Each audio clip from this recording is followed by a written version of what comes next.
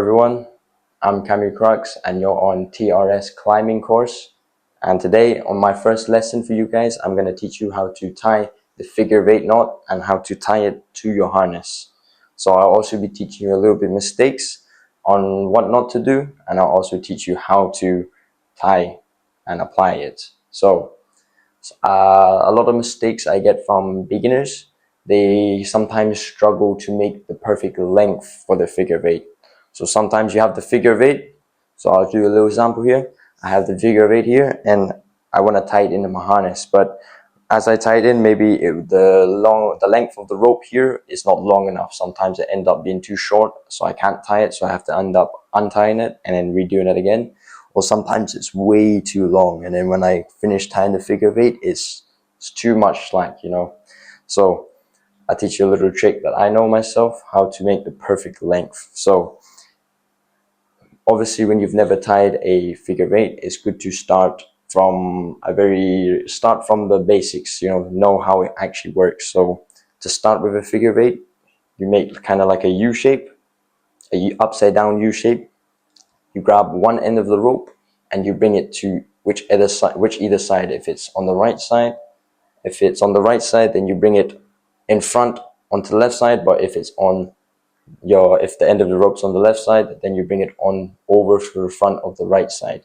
So I'm going to show you from the left side. So I'm going to bring it over to the front, over to the right, and now I made like a little zero. So I've got a little zero. After I make that zero, I want to bring this end of the rope behind to the left. So I kind of made like a dollar sign now. You see how I got a little dollar sign? It's starting to make a shape of an 8, but still just a dollar sign. So to complete it, I'll bring the end of the rope back in front and then through the top hole in the front.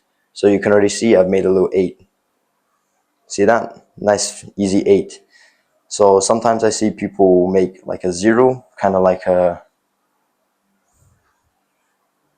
this, and this is not what you want. This is not the figure of 8. This is a pretzel. You want to avoid that, yeah. So just remember, through the front, come through the back, and then through the front hole, and then you got yourself a figure of 8. Practice that a few times and it will make a little bit more sense, right? There are other ways, and I'm going to teach you another way for the tying the figure 8. So to make sure you have the perfect length, what I like to teach people is I like to extend one of my arms, left or right, up to you, and I like to get my other hand and reach it out to my shoulder. So one arm is extended and one hand is on the shoulder. So after I've extended it, this is the perfect length for you. So after this, normally I would tie the rope where my right hand is, so the end of the rope, I keep it to the end, and the other side with my hand that's reached to the shoulder, I will twist this to the left side, 1 and 2. So now I twisted it twice, and now I'm going to put the end of the rope through the back, facing towards my face. I'm going to put it through the back. I'm not going to put it through the front. I'm going to put it through the back out, forward.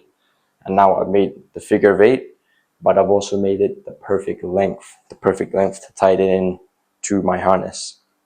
So say if I did this from the right side, so I grab the end of the rope with my right hand, I extend it to my left shoulder, and now I'm going to twist again. So if I do it to the left side, 1, 2, and then I put it through the back, I've made it 0. How come? So this is also would confuse a little bit of people. So it depends on the direction and the way your rope's going. So from when I started it, I did it 1, 2, twist into the left, and then I go for the back. So you can see I've made the figure of 8. But from my other side, my right side, when I do it here and I twist it 1, 2, and I go for the back, I make the 0, So how come? Well, it's just to do something with how the rope works.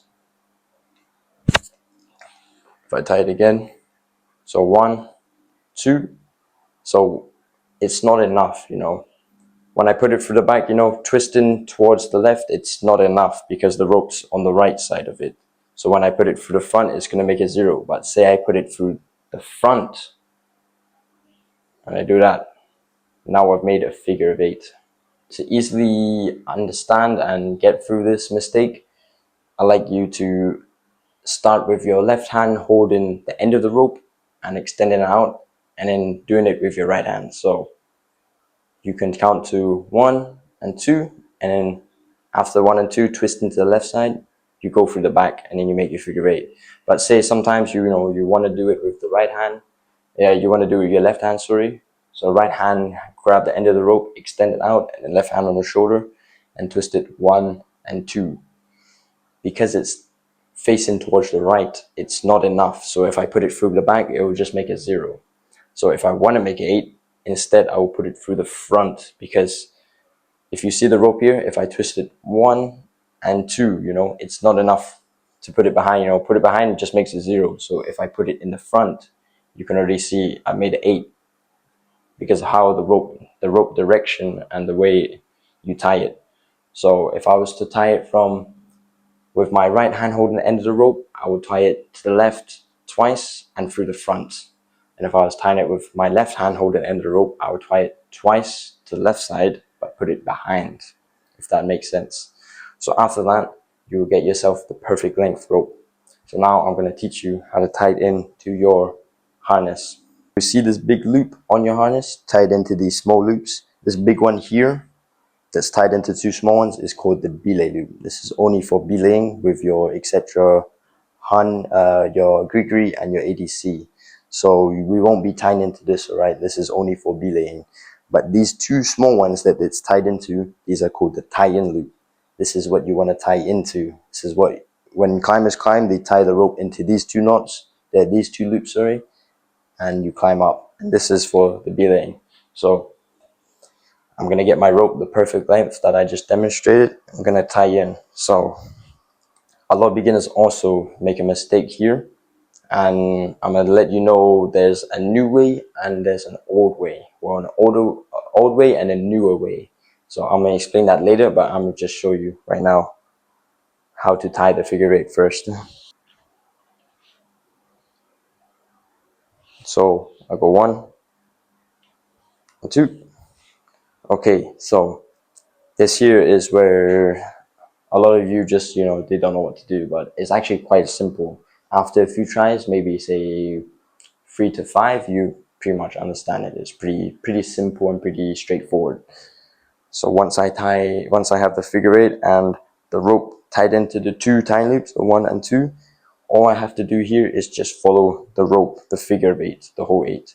So as you can see, imagine this is where you are. This is, say, maybe KFC. You're at KFC and this is the road, the big 8. This is the highway that goes back to your house, which is here, if that makes sense. So all you want to do is just follow that rope. You want to make all these one single rope into double. You want to make it 2. So to start, I'm going to start at the bottom where my KFC is. I'm going to come out through the top like that. So now I'm aligned. So now I made this a double. Alright, so all I want to do is just follow that main rope that goes around in an 8. So I'm going to follow it around. So as you can see, this goes around the rope. I'm going to follow this around as well. Now I can see that this rope goes under these 2 ropes. So I will also follow it under the 2 ropes. After that, I can see the single one coming around over. So I'm going to follow that over. And then I see the last one, it goes through the 2 ropes through the hole, so I'm going to follow it through and then out the hole. Now I've made myself a figure 8, a perfect one. So to make sure that it's a correct one, people like to call, I don't know what they call it, but people like to count up to 10. So when you start at the bottom, you start with 2 ropes here. You count 2, then you count these here, 4, another one, 6, and then these ones 8, and then the last 2, 10. So if you have 10, then it's perfect. Say you have 9 or 11, that's, yeah, a little mistake there. But the perfect way to check, 2, 4, 6, 8, 10. Perfect. It's perfect length and perfect figure of 8. So after I tie it, we have a little bit of the end of the rope, we have a little bit of some slack, So sometimes it might be a little long or sometimes a little short. If it's a little short, you can't really tie it or do anything with it, that's fine. You just leave it as it is. But say like mine, it's just a tiny bit longer, So sometimes when you fall down when you're climbing, the rope can kind of sometimes swing and whip you, and it leaves a bad sting on your skin. So some people like to tie it up a little bit to get rid of that slack, so when you fall down, it doesn't slap you and leave a mark. So obviously mine's a little short, but I'm gonna give you a demonstration. So I will get a little more rope just to show you. There we go, a little more. So some people like to call this the overhand, and some people just call it a barrel knot because it's similar to a barrel knot. So to make it, you just wrap your rope, the end of the rope, around the other rope, and you kind of just make a circle. So you've just made a circle there. Now I'm gonna put the end of the rope under the circle. So I kind of made a pretzel, if you see there. Kind of looks like a pretzel. And then I'm just gonna pull the rope there. So now I made myself an overhand knot or a barrel knot, whatever you like to refer it as. And that is my perfect figure of eight. I've completed figure eight. Now I can start climbing. In my recent times of teaching newly beginners how to tie the knot, sometimes I let them do it by themselves because it's good to do it by yourself. So you use your own thinking to figure out something. So sometimes when someone's tying a knot, they make obviously a few mistakes, and one of them I notice is making the rope leading to your figure of eight a little too long. So I'll just give you a demonstration right now of what I mean.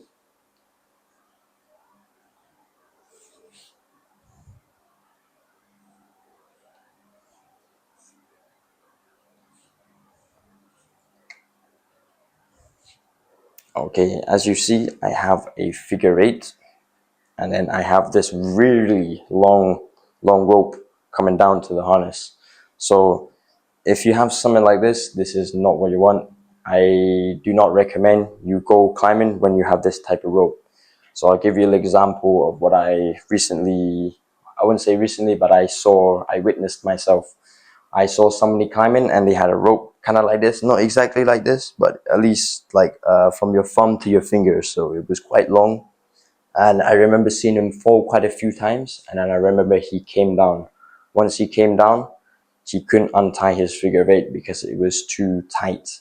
So for climbing ropes, normally they stretch a lot. So when you fall down, it kind of stretches and it breaks your fall. So it's kind of like a bungee jump, It kind of safely breaks your fall and without you feeling too much impact. So when you fall here, this rope's kind of long and it likes to stretch a lot to prevent you from, getting injured from the fall. So when it stretches, it also stretches out the figure of eight. And to untie the figure of eight, you need a little bit of you need less tension so you can push it out. But when there's too much tension and there's nothing else to stretch out, it's already completely stretched out, just tension only, then at that point you can't untie it. So the best option I suggest is whenever you tie it, you always tie it next to this loop here, the belay loop. So I'll show you right now.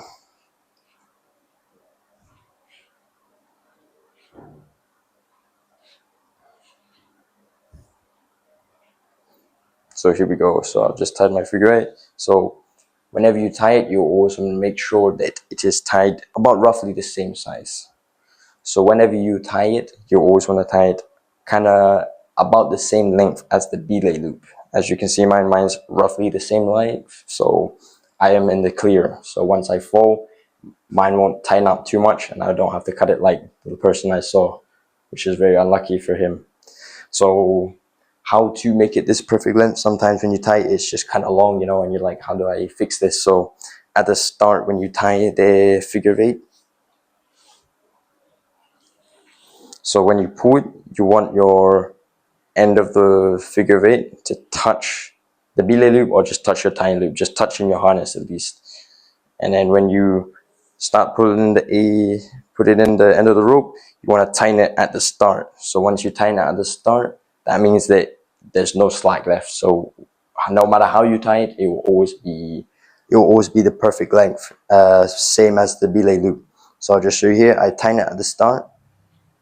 I tie it round. Just every time I put it through a corner, put it through a hole, I always tighten it.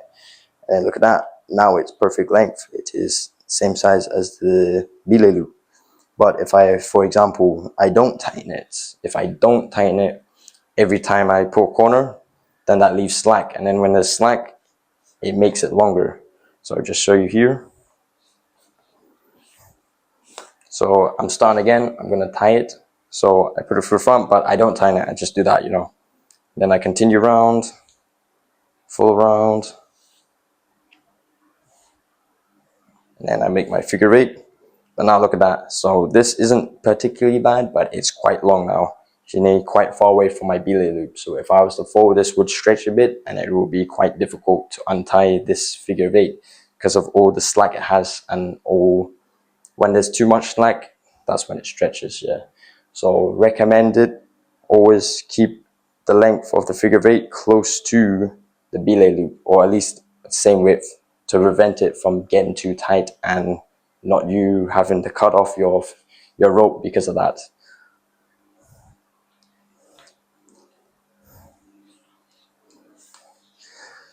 So the other mistake that I see people making, which I just mentioned earlier, is tying in through the wrong tie-in loop.